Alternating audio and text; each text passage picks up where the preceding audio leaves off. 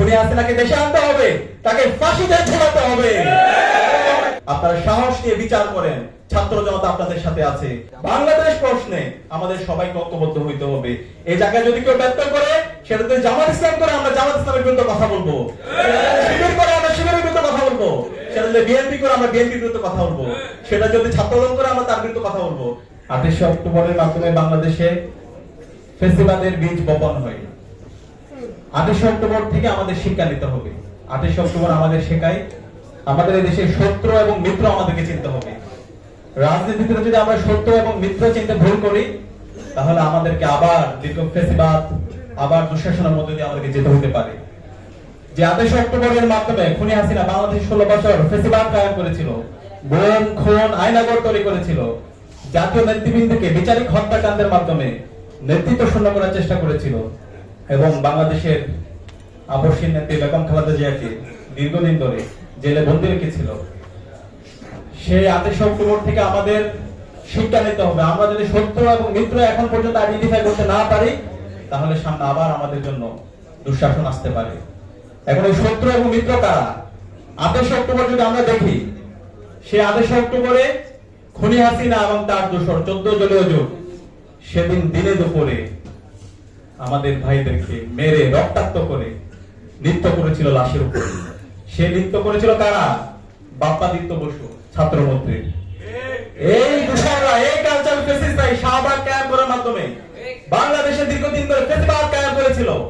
আমাদের আলেম-ওলামাদের উপর যে হত্যাকাণ্ড হয়েছিল, সেই হত্যাকাণ্ডের বৈধ দিয়েছিল। আল্লামা দেলোয়ার হোসেন সাঈদীর রায় পরবর্তী সারা দেশে যে গণহত্যা সংঘটিত হয়েছিল, সেই গণহত্যার বৈধতা দিয়েছিল। এবং বাংলাদেশে যে ফেসিবাদ কায়েম হয়েছিল, খুনি হাসিনাকে ফেসিস্ট হতে যারা সহযোগিতা করেছিল, তারা হচ্ছে এই কালচারাল ফেসিস্টরা।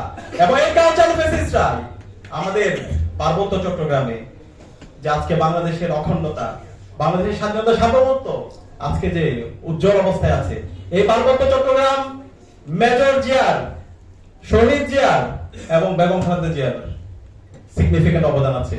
আজকে পার্বত্য চট্টগ্রামের সিকিউরিটি ইনশিওর করার ক্ষেত্রে আমরা শহীদ জিয়ার গুরুত্বপূর্ণ অবদান দেখতে পেয়েছি। কিন্তু এই পার্বত্য চট্টগ্রামের স্বাধীনতা, সার্বভৌমত্ব, অখণ্ডতা এবং বাংলাদেশের অখণ্ডতা নষ্ট করার জন্য এই কালচারাল ফেসিস্টরাই বিভিন্ন ধরনের ষড়যন্ত্র এবং চক্রান্ত করছে। সেখানে আমাদের এই শত্রুদেরকে চিনতে হবে। জুলাই বিপ্লবের পরে আজকে এই দেশের মানুষ আজাদী পেয়েছে, এদেশের বাংলাদেশপন্থী মানুষরা আজাদী পেয়েছে।